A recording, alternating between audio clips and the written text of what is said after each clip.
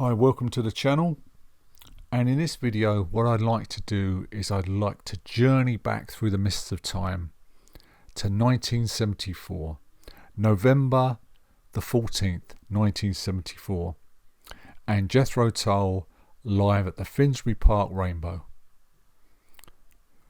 Back in the early 70s, Jethro Tull, one of the biggest live acts on the planet. They were up there with Pink Floyd, Alice Cooper, Led Zeppelin, etc. Now, nearly all their concerts were sold out, and it was always one hell of a job to get tickets. But I'd managed it, and on the 14th of November, I was going to see them at my local theatre, the Finsbury Park Rainbow in London. Now, I loved the Rainbow, and I saw many great bands there. If you lean back and looked up at the ceiling, they had a bunch of lights up there. So what it did was give the effect that there was no roof on the Rainbow. There was no ceiling, there was nothing. All you were doing was looking out at the stars up there. Jethro Tull had only played 2 shows in the UK in the whole of 1973. So the sense of anticipation for their return was huge. I was also really interested to see how the UK music press received Tull on their return. In 1973, Passion Play had been released, and it had been absolutely savaged by the music critics, especially in the UK. And so had the 2 shows Tull had put on at Wembley. I don't think I can ever remember the music press being so savage and so critical about any other band or musician. Tull's leader, Ian Anderson, fought back in the rare interviews he did give and in concerts, constantly sniping and belittling his critics. In retrospect, however, I do believe that some of the UK press felt that Jethro Tull had abandoned the UK and preferred now just to tour America, which was fair enough, that's where the big bucks lay. And I do believe a lot of the negative stuff came from that, the attitude that we built them up, they got where they are, they've turned their back on us, we'll tear them down.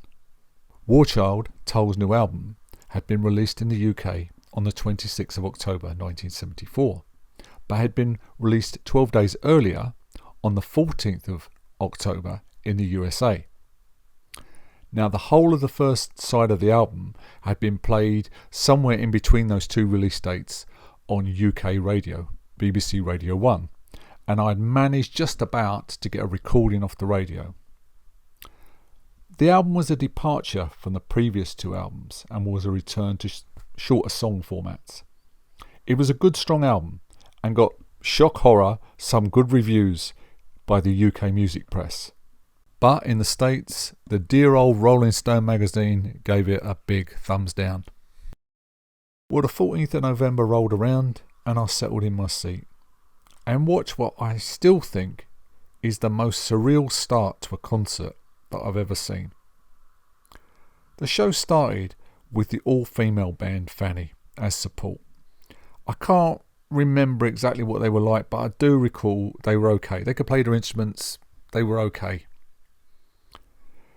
Then we get a recording of Pan Dance, which was recorded by Tull especially for this tour. And on come Pan's People.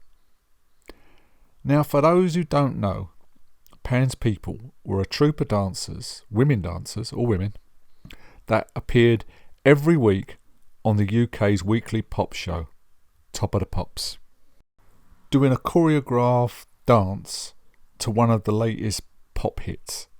Now, they were pretty bad. Yep, they were eye candy for some people, but they were pretty bad. Why Ian had them in the show, I have no idea. Why Ian Anderson had them in the show to open, because they did a dance to Pan Dance and then a bit of Witch's Promise, and then they troop off. Then Sterling Moss comes on, the famous racing driver, to introduce the show. I felt like I'd gone down a rabbit hole. Maybe Sterling was a massive Tull fan. Maybe he bought every album from This Was until War Child. You know, every single, who knows. But he was there dressed up in a dinner suit, dressed up to the nines to introduce the show. And on wanders Ian Anderson, resplendent in all his minstrel get-up, complete with codpiece. He beckons John Evans over, and he also points out that John Evans, to the side of his piano, has got a miniature urinal because John often gets caught short in the middle of a song. And as the song builds up, here comes Martin Barre in voluminous floral trousers and top. Jeffrey Hammond, black and white striped suit, hat and even bass. Last but not least, Barrymore Barlow, decked out in shorts and vest, looking like he's going for a run. Now what struck me from very, very early on in this gig was just how tight the band were. Throughout the whole concert, no cue was missed and everything was spot on. Song number 2, Critique Oblique from Passion Play. Even though Passion Play had been so criticised in 1973, Tull loved to perform bits of it in concert for a few years after that. They always seemed to play it with an extra bit of bite, like it was a screw you to the press. This was followed by a short, concise, thick as a brick, My God, with a Bourrée centrepiece and a John Evans piano solo, and a cracking Cross-Eyed Mary. The whole band playing like there's no tomorrow. A brief interlude, and Jeffrey Hammond walks on with a toy dog on a lead, for a brief rendition of How Much Is That Doggy in the Window, complete with the band providing barking backing vocals. All changed for the next song, Skating Away on the Thin Ice of a New Day. Hammond on electric guitar, Martin Barre on glockenspiel, John Evans on accordion, Barrymore Barlow on drums, Anderson acoustic guitar and vocals. Best version I have ever heard of this song. Anderson then introduces on stage right a string quartet, 4 ladies decked out in platinum blonde wigs, conducted, if I remember rightly, by David Palmer.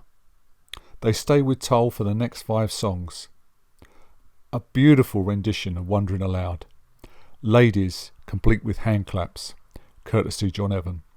War Child, Sea Lion and Bungle in the Jungle. I can't describe just how much the strings added to Tull's sound. It was just stunning.